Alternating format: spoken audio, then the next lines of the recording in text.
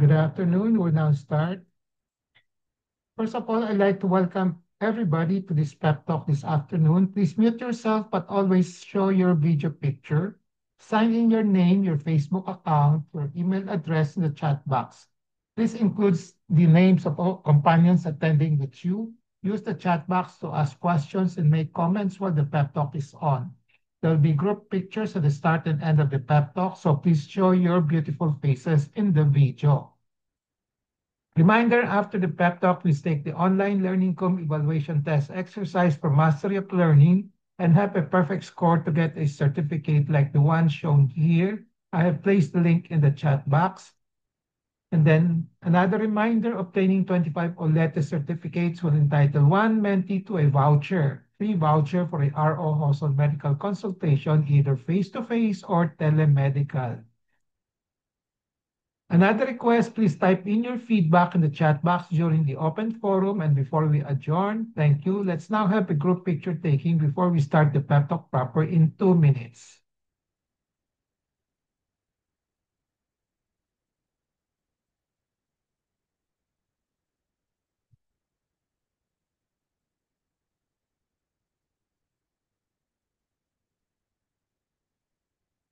Okay. 1, 2, 3.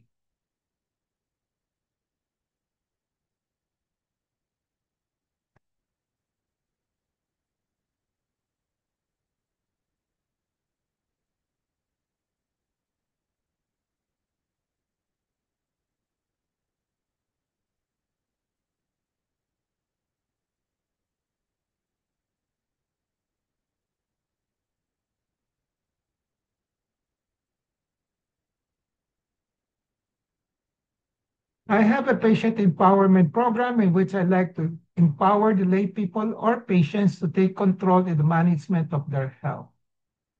I started the pep talk on May 15, 2021, 5 years ago during the COVID-19 pandemic. There are 3 courses in the pep talk. I completed the core course shown here on October 9, 2021. And then from October 23, 2021 onwards, I've been tackling health disorder and health issue courses. May 17, 2025 marks the start of year number 5 for the RO Hoson Pep Talk. How long the pep talk will last will depend on the enthusiasm, discipline, and perseverance of everybody.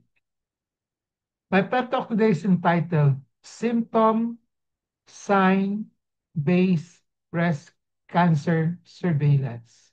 How I usually do it.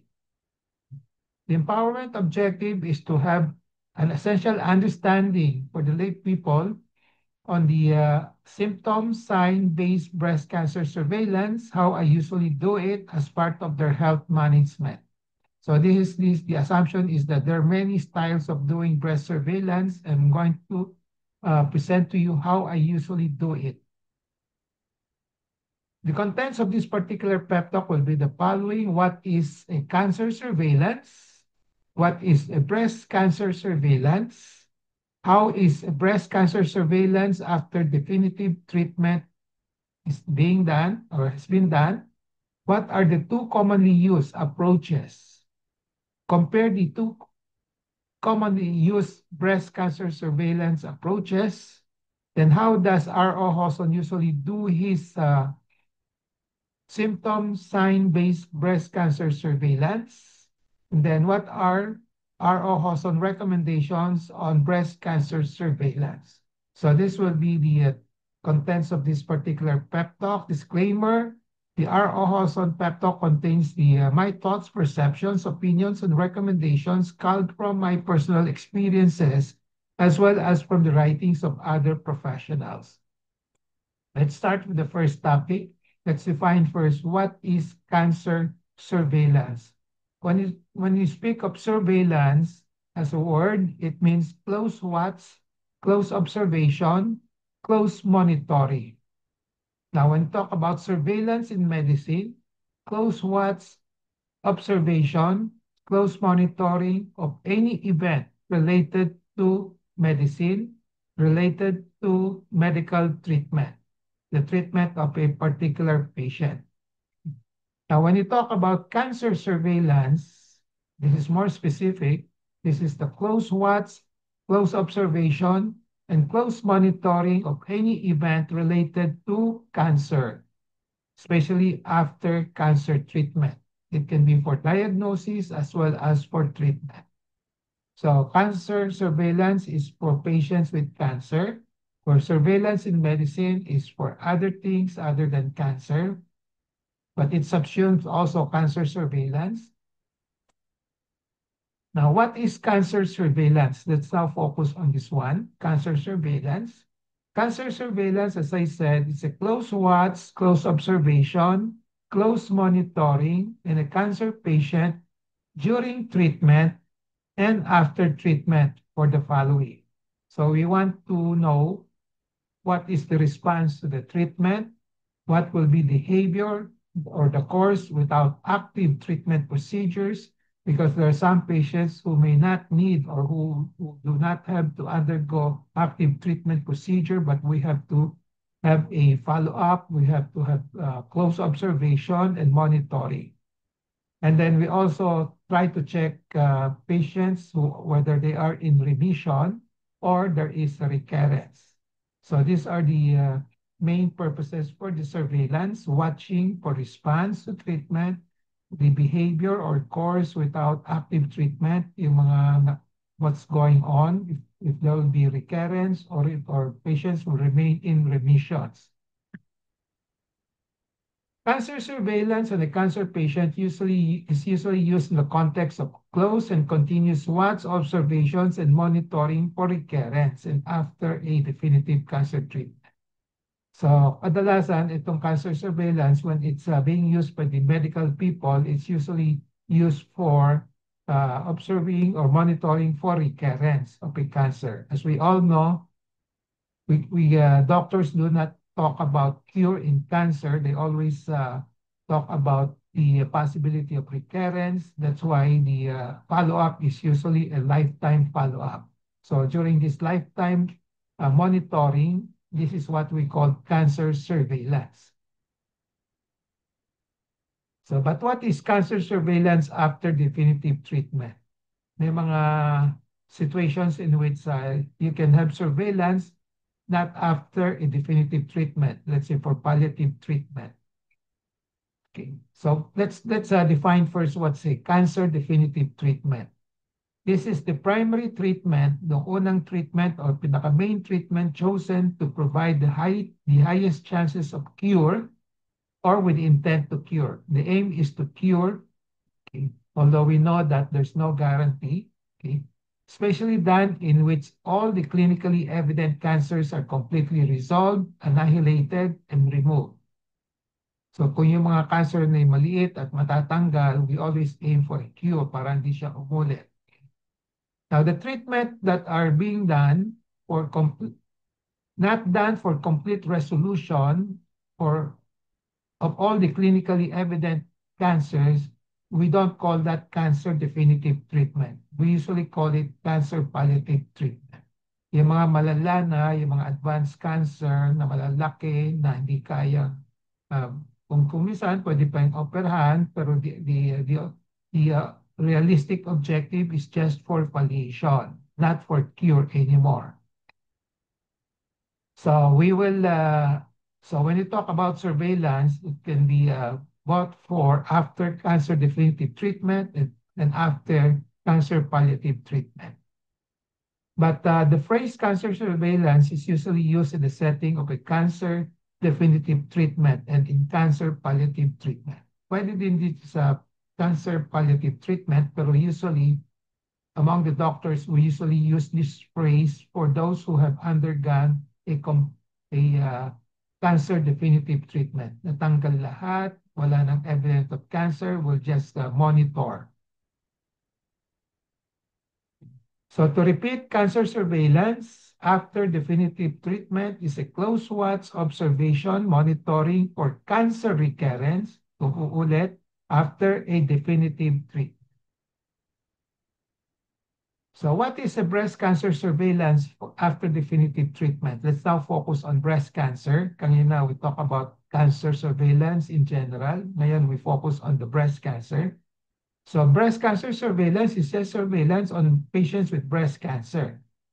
So surveillance in breast cancer patients after definitive treatment. Again, the definition is close watch, observation, monitoring for breast cancer recurrence after definitive treatment of the breast cancer. So ino-observe natin, monitor natin kung uulit yung breast cancer after a definitive treatment. So why is a breast cancer surveillance after definitive treatment a must do and how long? Why should it be done and how long? Because there is always a possibility of breast cancer recurrence even after a definitive treatment. As I mentioned earlier, no doctor will guarantee cure that the cancer will not recur. Sad to say, no doctor can do that because the cancer can recur anytime as long as the patient is alive. The objective of cancer surveillance is to catch a cancer recurrence early enough, if in case it recurs, and to remedy it as soon as possible, and if still possible. So parang best effort palagi ito. So thus, breast cancer surveillance after definitive treatment is a must-do and is a lifetime affair. So habang buhay ang pasyente, tuloy-tuloy ang surveillance because there's always a possibility of recurrence as long as the patient is alive. So how it's breast cancer surveillance after definitive treatment is being done? This can be done with close, continuous, and regular watch, observation, and monitoring of, number one, symptoms of the patients, what they felt and observed.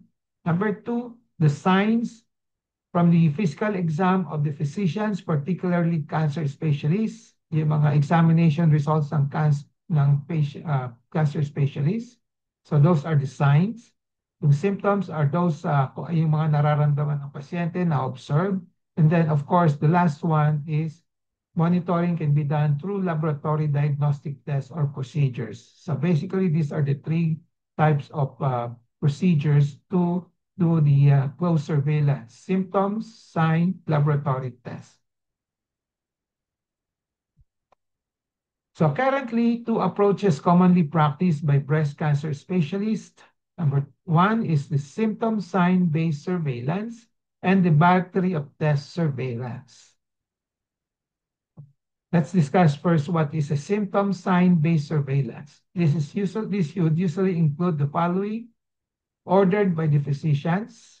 Number one, we ask the patients to continuously monitor the symptoms of possible recurrence, what they felt and observed, and to do at least a monthly breast self-examination, if not a daily breast self-examination.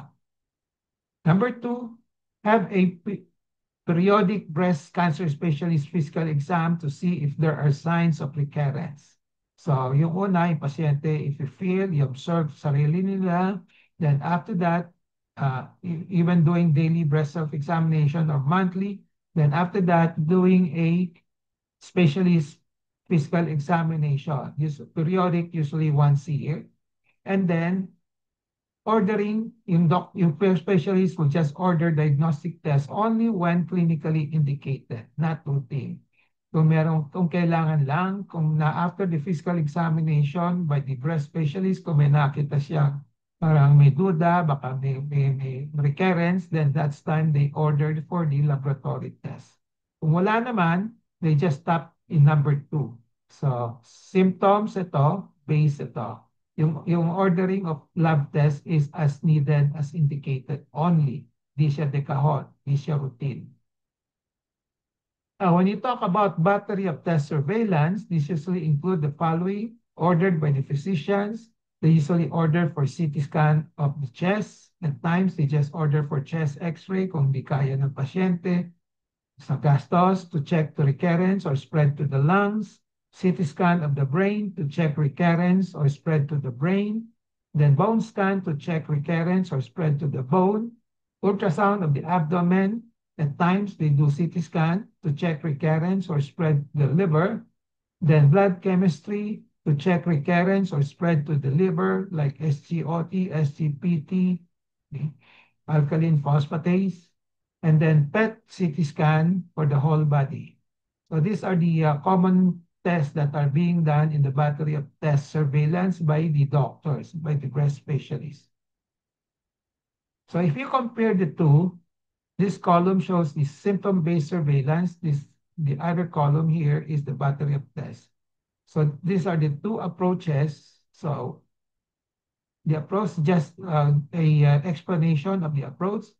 Symptom-based surveillance based on symptoms of the patients and signs gotten from the physicians doing the physical exam. And then sa battery of test naman, it's a routine scheduled screening test with or without symptom and sign-based surveillance. Most of the time, doctors don't do this. It's sad to say, they just do lab tests.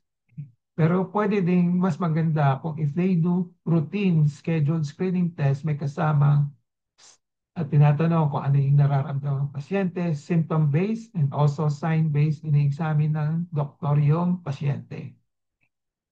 So as to the test, comparing the two, okay, in the symptom-based, only if clinically indicated. Gumagawa rin ng laboratory test dito sa symptom-based, pero kung kailangan lang. No? Pero dito, dekahon nito, regardless kung anong walang nararamdaman, gagawin yung test. Now, evidence of survival benefit, comparing the two, walang added benefit yung battery of tests. Battery of tests. Kahit na with the battery of tests, marami kang nakikitang recurrence ng mas maaga, pero they end up with the same results, walang added benefit. At kadalasan may mga false positive din dito. Kaya dito, on the next row, anxiety from false positive, okay, more on the routine battery of tests. Maraming makikita na alarming results, matatakot lang yung pasyente. So less dun sa symptom-based. Cost, yung mahal, yung gastos, siyempre mas mahal itong test nito. Maraming CT scan, no? Okay. Mga blood tests, etc., etc. So the current guidelines stands, ano yung position current guidelines? Ang nire-recommend talaga itong symptom-based surveillance, no? Rather than itong battery test. This is not routinely recommended. Okay. There are clinical studies that compare the use of battery of tests versus selective tests. When you say selective tests, these are the symptom sign-based approaches in breast cancer surveillance, showing no added benefit with the battery of tests.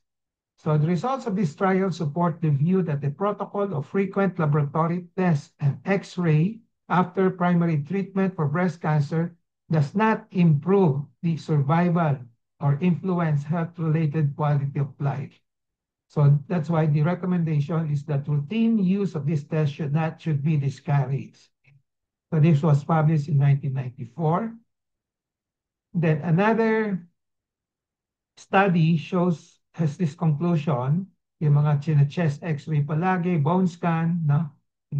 Although they allow earlier detection of distant metastasis or recurrence, but anticipated diagnosis appear to be the only effect of intensive follow-up, and no impact on prognosis is evident after 5 years. Periodic intensive follow-up with chest X-ray and bone scan should not be recommended as a routine policy. So another illustration that comparing the two, dito, pag meron kang symptom-based, yung pag nag-recur, makikita mo yung recurrence will be here at this point. No? Okay. So later than those with screening, with battery test, pag nagba-battery test ka, marami may makikita ka kagad. So earlier, no? Dito, at this point. No?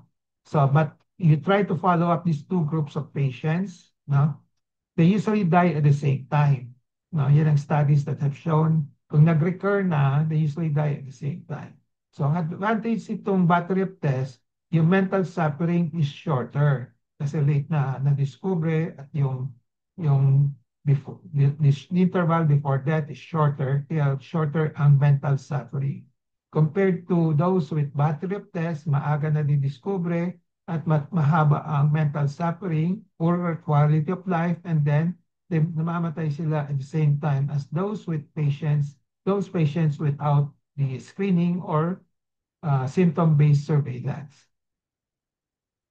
Of course, comparing the two, less expensive yung symptom sign-based surveillance, and then compared to those to the battery of tests, mahal. No? So how I usually do it?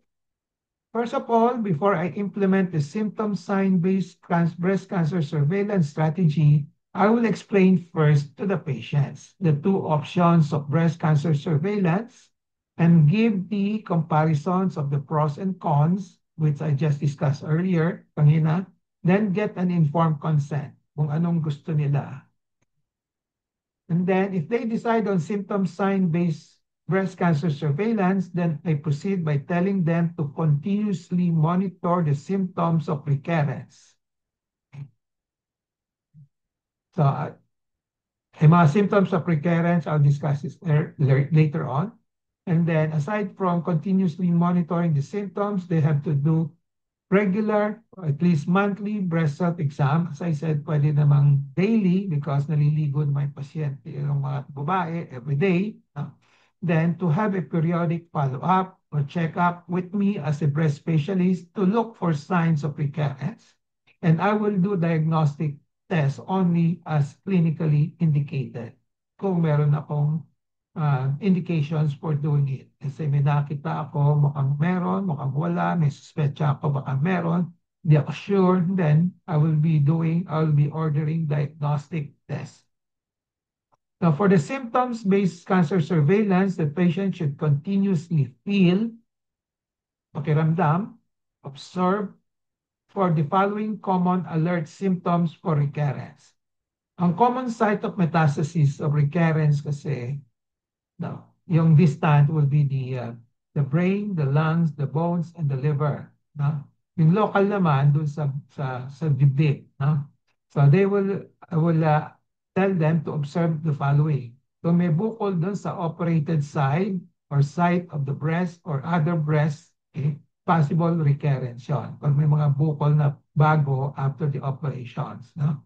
Then protracted headache, dapat yung mahaba ang duration ng headache, hindi lang yung, let's say, 1 day or 2 days na headache. No, it's not a symptom, alert symptom of brain spread. Brain can spread to the brain. No?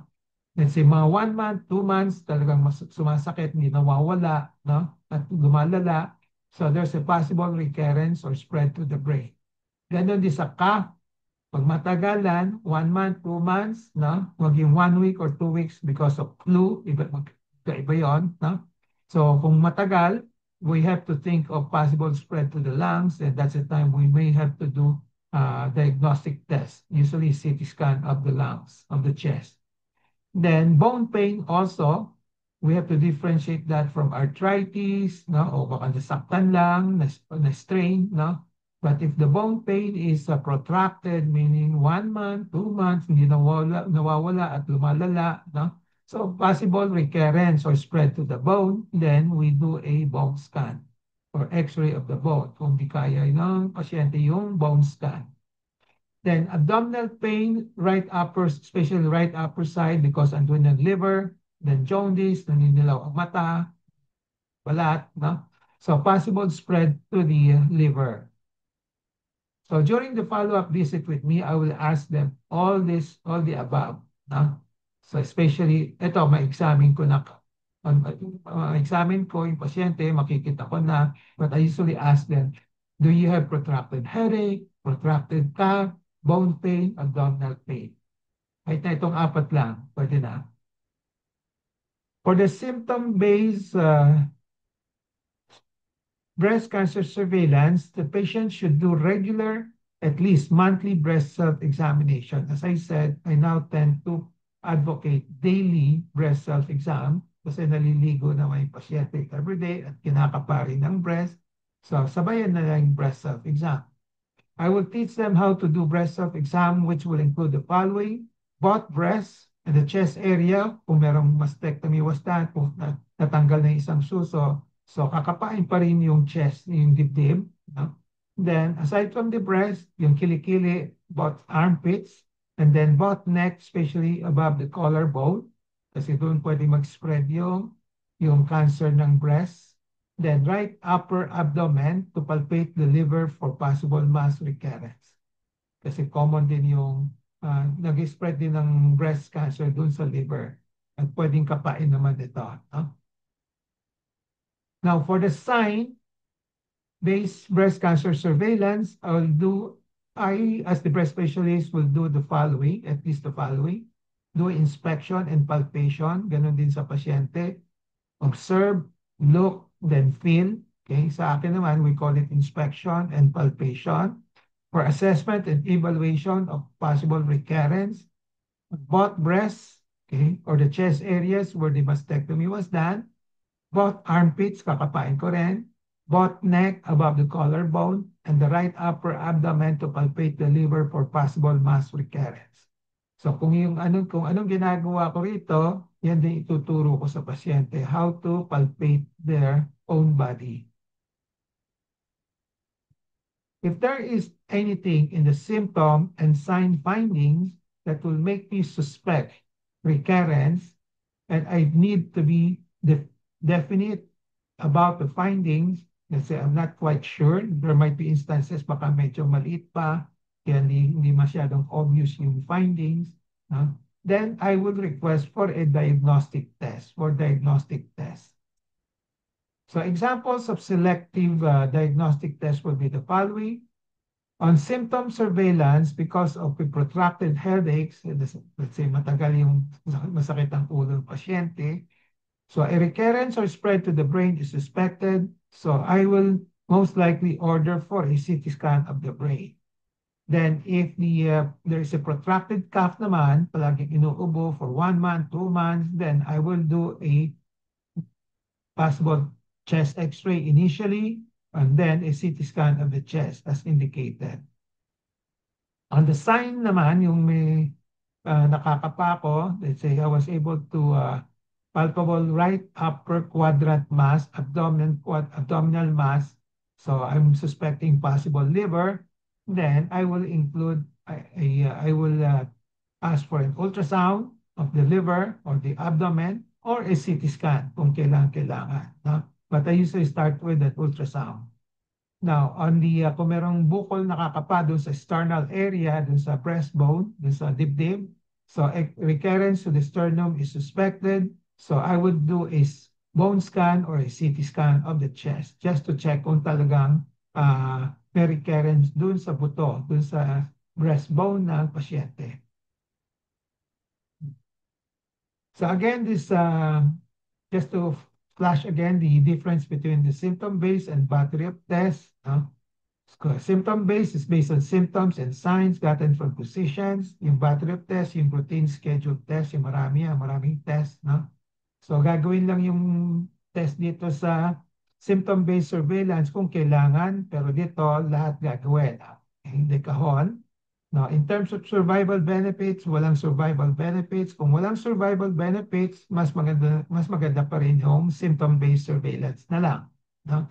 And then anxiety is less also for symptom-based, and then the cost is also lower for symptom-based. So the recommended guidelines at the moment, okay, even for the past so many years, I think for the past 40 years, no, in my practice, ganun pa rin. No? Okay. Pero maraming doctor na gumagawa dito. No? Okay. So what are my recommendations? Okay.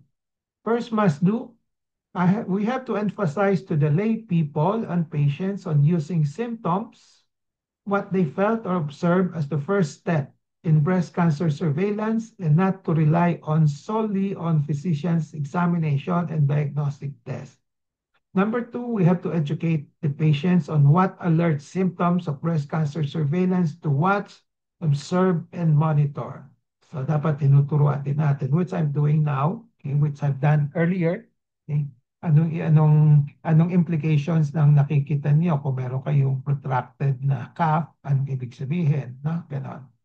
and then to educate them on how to do breast self-examination. Okay. As I said, I'm now emphasizing going for daily breast self-examination para ma-detect earlier ang breast cancer, okay, sa monthly, and then know how to recognize yung mga breast bukol, okay, and then to emphasize the importance of early consultation and then early treatment. Second must do, okay, by the patient is to see and consult a physician, especially a breast cancer specialist, for regular assessment and evaluation, check-up, at planned intervals as recommended by the breast cancer specialist. Usually there's a recommendation, baka may nakita siya, may konting duda, baka he might say, kailangan makita ko after 1 month, okay? Or basta na 3 months, ganon. Kung wala naman, usually once a year. So similar to the recommendation to see a dentist at planned intervals, usually mga dentists, they ask you, bumalik kayo for after every 6 to 12 months for dental checkup and oral health maintenance. Ganun din sa breast, no? In the follow-up checkup, the cancer patient should tell the breast cancer specialist of any symptom felt and observed that may be suspicious for cancer recurrence. If none, say none. I-volunteer na ninyo. If not, ako as a breast specialist, I usually ask them just to make sure that wala. Huh? So yung mga nararamdaman, symptoms. So in the follow-up checkup, the minimum examination to be done by the breast cancer specialist, okay, let's say ako yon, no, is a physical examination or clinical examination just based on, when you say clinical examination, it's just based on interview and sign data. Wala pa yung laboratory ito. Laboratory diagnostic tests are done only when indicated. Kung kailangan lang, kung meron tayong suspetsya na baka meron, may unusual findings, na baka merong recurrence na, hindi tayo sure, then papagawa natin diagnostic test. Kung sure tayo wala, then we don't have to do diagnostic test. So when you say planned intervals, okay, this will be recommended by the cancer specialist based on the degree or risk of recurrence of a particular cancer at times of the definitive treatment and after so many years in remission. Yung mga, let's example, yung mga cancer patients who are stage 3, usually ang check-up planned interval is more frequent than those with yung mga stage 1 to stage 2, as a rule. No? So the higher the risk, the more frequent the follow-up checkup. The longer the years in remission, let's say mga 20 years na siya in remission, then you can have less frequent ng checkup. No? Okay. Pero magpapa-checkup pa rin because recurrence can occur anytime throughout the lifespan of the patient. Okay. So ito nga, still lifetime follow-up and checkups should be done because cancer can always recur. In the breast cancer patients, planned intervals for follow-up checkup after definitive treatment may have the following guidelines. As I said, stage 3 more frequent than stage 1 and stage 2 breast cancers. Okay, example here, a regimen will be on the first year, every 2 to 3 months after the wounds have healed kung naoperahan. Then second to the 5th year, pwedeng every 6 months. Kung 5 to 10 years na, every 12 months. Kung more than 10 years na, every 2 years pwede. Okay? So interval schedule can vary depending on the agreement and arrangement by the patients and the physicians. Because there are some patients who want to see the doctors more frequently, they feel secured. So instead of 3 months, baka gusto niya every 2 months. Instead of 6 months, baka gusto niya every 3 months. Pwede rin. Na? So depending sa agreement ng mga doktor at yung pasyente. So the third thing that must do, thing to do after physical examination and clinical examination by the doctor, by the breast specialist, we will do laboratory diagnostic tests only when indicated. Selective, not the battery of tests. Only when there is suspicion for recurrence, and if the doctor, the physician needs to be more definite, wants to be more sure on the diagnosis. Kaya gagawa ng laboratory test. Hindi siya dekahon. Hindi siya lahat gagawin. Okay? So, summary takeaway, I have discussed the following topics. Okay. What is cancer surveillance, breast cancer surveillance? How is breast cancer surveillance is being done? What are the two commonly used approaches? How does R.O. Hawson do the symptom sign-based breast cancer surveillance? And then what are my recommendations? Yung three things na must do. So takeaway in relation to patient empowerment, be always in touch with reliable medical information on symptom sign-based breast cancer surveillance. Knowledge is power. It gives power. Use the 4Ks of patient empowerment, kaalaman, kakayanan, karapatan, kapangyarihan to gain greater control over decisions and make better decisions on symptom-based, sign-based breast cancer surveillance as part of your health management. So with that, I end my pep talk today. I hope I have empowered you to have an essential understanding on symptom sign-based cancer surveillance, especially on how I usually do it. May kanya-kanyang style yung mga ibang doktor, but this is how I usually do it, okay, as part of your health management. Before we go to the QA portion, reminder after the pep talk, please take the OLETE for Mastery of Learning and have a perfect score to get a certificate like this one. I've placed the link in the chat box. Obtaining 25 OLETE certificates will entitle one mentee to a voucher for the R.O. Hawson medical consultation. And then lastly, please type in your feedback in the chat box during the open forum and before we adjourn. Let's now have a group picture taking before we start the QA and interactions.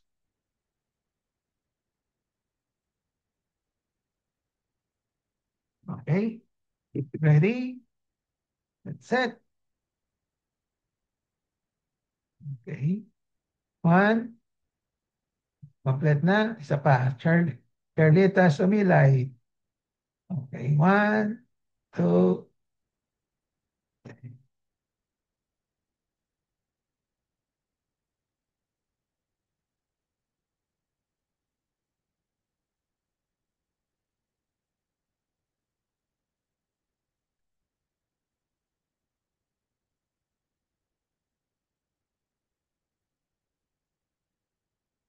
Okay. The floor is now open for questions, comments, sharing of experiences, as well as consultations.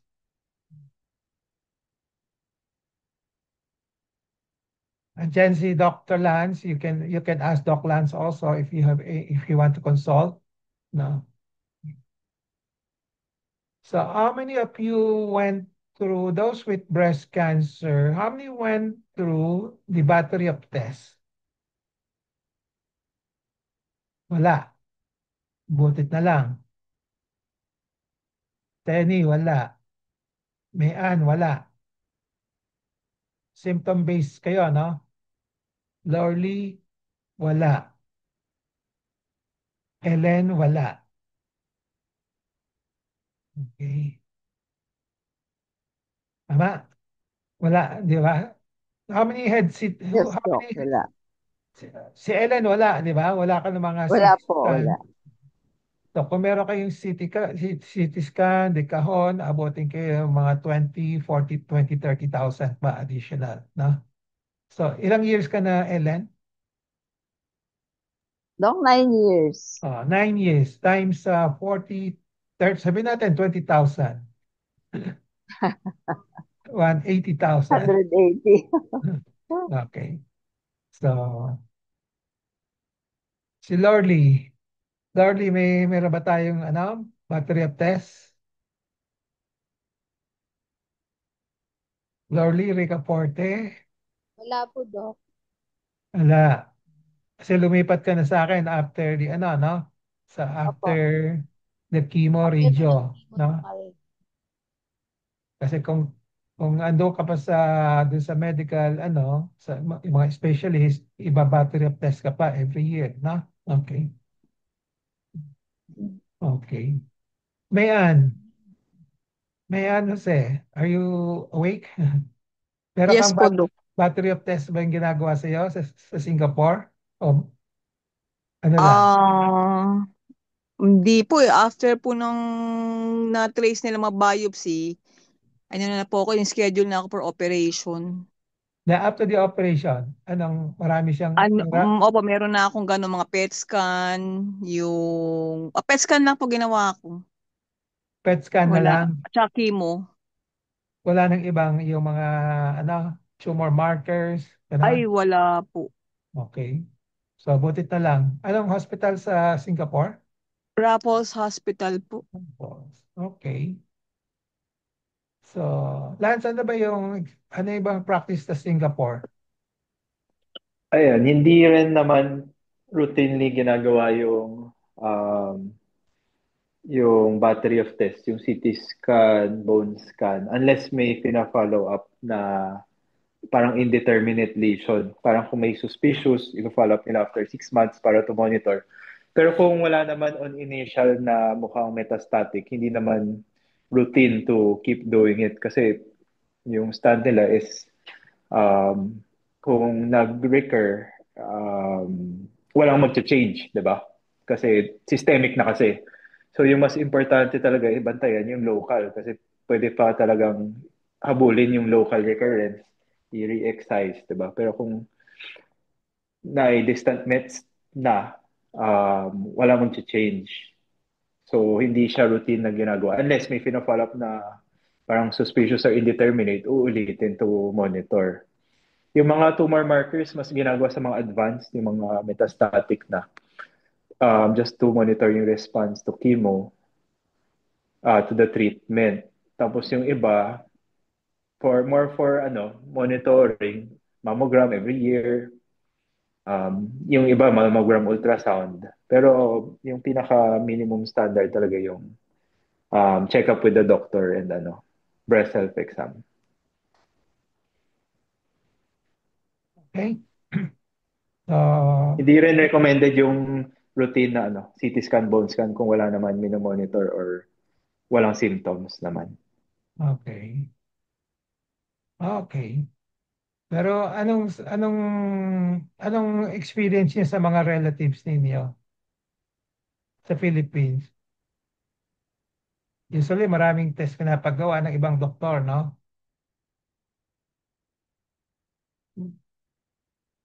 Tama? Maraming test. Okay. Opo, Dok. Yung tita ko po, nag-MRI bone scan kasi nag-metastasis na po yung kanya. Yeah. Okay. Pero Yan, before the kung may proven na metastasis yan, iulit-ulitin nila yan to monitor yung response sa chemo. Yan yung laging iulit-ulitin. Bali, ang sinisisi po ng oncologist, hindi daw nagpakimo noon. Pero tita ko po nawala na po nung Webes. Sabi, ano dahil daw sa hindi nagpakimo. I mean, gimao na? Huwebes? Opo, nung Webes po. Okay. 69 po siya. 69. Opo. Ano yung ano Kuma niya? Yung Nag-bone, unang, na daw po siya, kailan siya na, bone kailan siya na-operahan? Na-operahan siya? 2019 o 2020 po. 5 years, 2019. Sabi 6 po years. dati, pag hindi daw nagpakimo, mamamatay, mawawala daw siya after 2 years. Nagtagal pa naman po siya, awa ng Diyos. Sino nagsabi noon? Mali Yung yun. doktor po sa Pangasinan, Sacred Heart po. Okay. Depende kung anong stage niya. Ano bang stage niya nung inoperahan siya? 2A yata po nun. OA. So, kasi with chemo wala namang, even chemo, sabi ko sa iyo, yung mga treatment last time when I discussed it, wala ring guarantee, no? Opo nga. So, it doesn't mean that kung nag-chemo ka, hindi rin uulit. Hindi ginagaranti rin yun, no? Totoo po. Okay. Opo. So, kung 2A on the average, usually mas matagal pa, no? Opo. Okay. With or without chemo, depende nga sa kung ilan ang nodes niya, maraming factors consider, no? But in the end, we don't know what will be the course, no? We can only make a parang estimate lang based on statistics, no?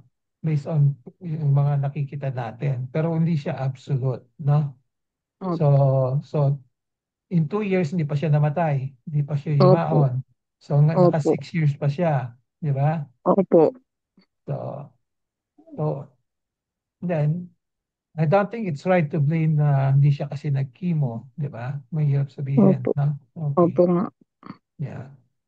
Anyway, so, so yung mga test kung gagawin, kung minsan diagnostic na yon. Pag meron siyang nararamdaman na masakit, so gagawin na yung MRI ang ginawa sa kanya ng Opo, bone, tsaka bone scan po. MRI ng ano, Hindi breast. ko po alam. Hindi ko po alam eh. Sinabi lang po ng mga tita ko. Baka Okay. liver. Usually, liver MRI sila. Okay. Chest hindi naman. Lung hindi naman. Baka liver yung MRI. Anyway, kung gagawin ng mga lab test, again, we have to consider yung mga options, no? So, kino-compare, maraming options.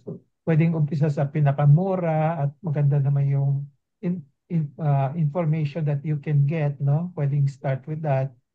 Example, kung sa liver, pwede ka mag-umpisa sa ultrasound lang muna, no?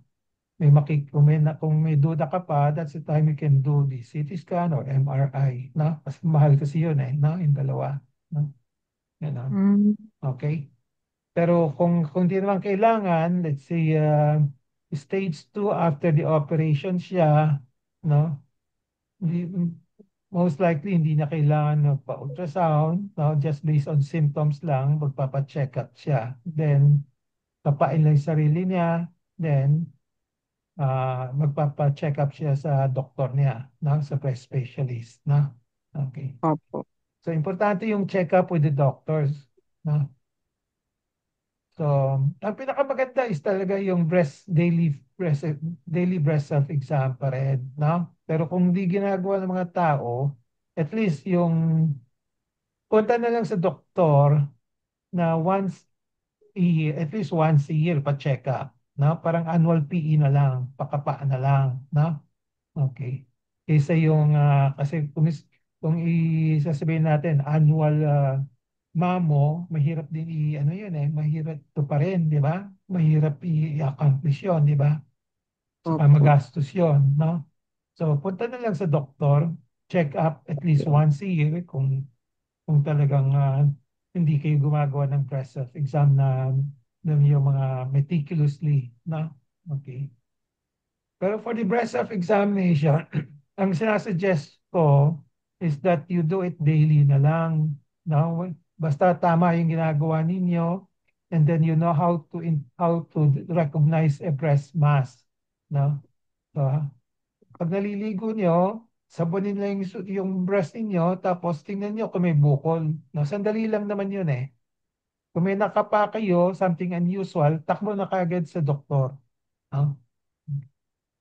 So, kasi kung maghihintay pa, if you do sa mga breast, yung once a year breast exam by the doctor, once a year yung mammo, no? Matagal yun eh, no?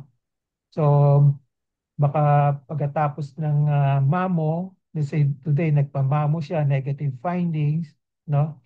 Next year pa ang balik, baka by next month, meron ng lumitaw, 11 months na delay na yon, di ba?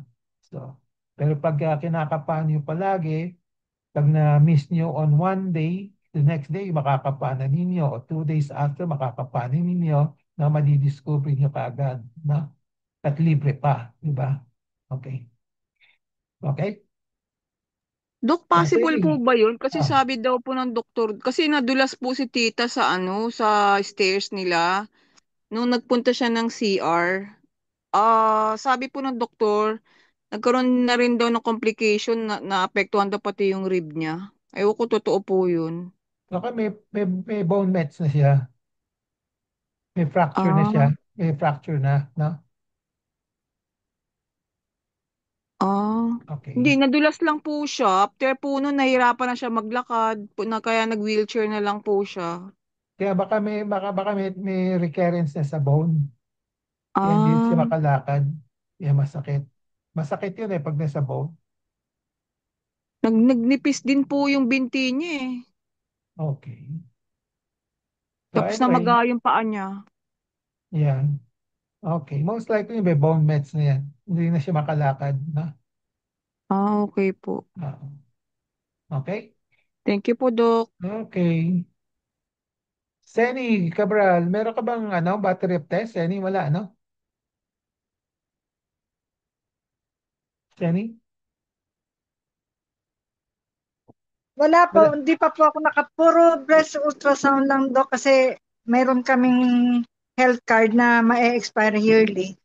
Kaya ginagamit ko po siya, nagpapa-full abdomen. Okay. Pinapagawa mo. So, Opo, kasi sayang naman po yung binayad ng anak ko do sa health card kung di naman po namin nagagamit. okay. Pero kinakapa mo Pero sarili ngayon mo. this year, Doc, last na 65 na po kasi ito eh. Okay. Okay lang 'yon kung wala, pero dapat tuloy pa rin ang breast self-examination Apa. mo. Okay. Kung Saka may yung makapa ka, tamoxifen po, continue pa rin. continue. Okay, 'yan ang pinaka-importante, na. Okay. Sige. Okay.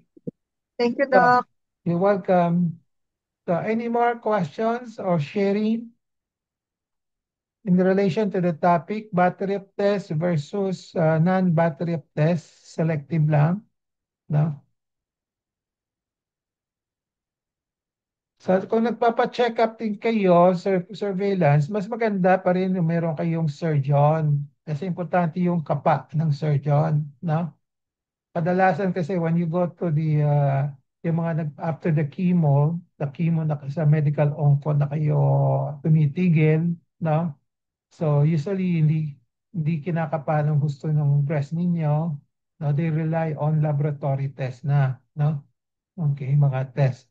So mas maganda meron pa rin kayo at least kung pwede kayong bumalik dun sa surgeon kung yung surgeon ay tatanggapin kayo, who will take care of you, no? Just like me, pag ako nag-opera, I will take care of you, no? So hindi ko kayo ipapasa, no? Okay.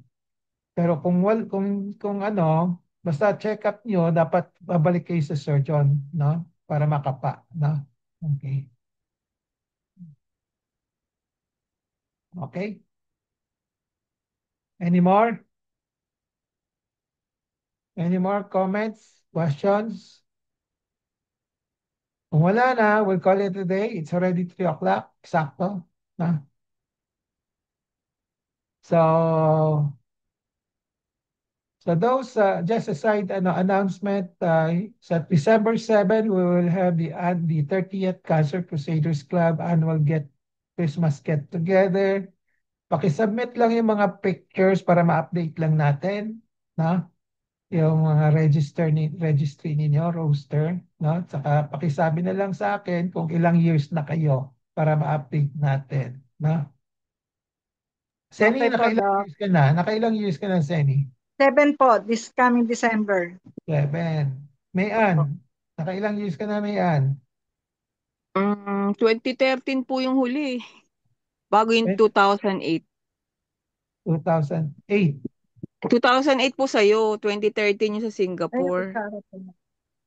So, sige. Ano bang anniversary mo? Jubilarian ka na ba? September 17 po, 2013. Ano pakisubmit na yung names mo, titingnan ko. Apo. Baka recipient ka ng Jubilarian Awards. Ano po yun, Doc? Hindi, last year when basta every 5 years, every 10 years, parang mga celebration ng mga classes sa school, di ba? Jubilarian. Ah, No? Pag naka 5 years, jubilarian ka na. 10 years, jubilarian. No? Okay. Kung 10 years, 20 years, 25 years, jubilarian na yan. No? ay, okay po. So, may awards kayo doon. Voucher, medical voucher. No? Okay. So, Thank you po. sino pa? Si Lorly nag-apply na, no? Si Ellen, Ellen, padala ng picture lang, Ellen. Yes 9 po, years, Doc. naka 9 years ka na, no? Yes Okay. po, Doc. Sige. Sige, disseminate lang information on the Christmas get together. At kung pwede, i-post na lang niyo sa Facebook ninyo para ma-disseminate din. No? Okay? Pakilagay lang sa Facebook ninyo announcement na meron tayong 38th annual Christmas get together at Cancer Crusaders Club. No? Okay? So with that, we'll call it a day. We'll see each other next week. No? Bye-bye. Thank you, Doc. Thank you po, Doc. Thank Bye-bye, you Happy Doc. po. weekend Thank po. you po. Bye. Happy Yep. Keep safe po sa Thank atin. you. Bye-bye. Thank you. Thank you.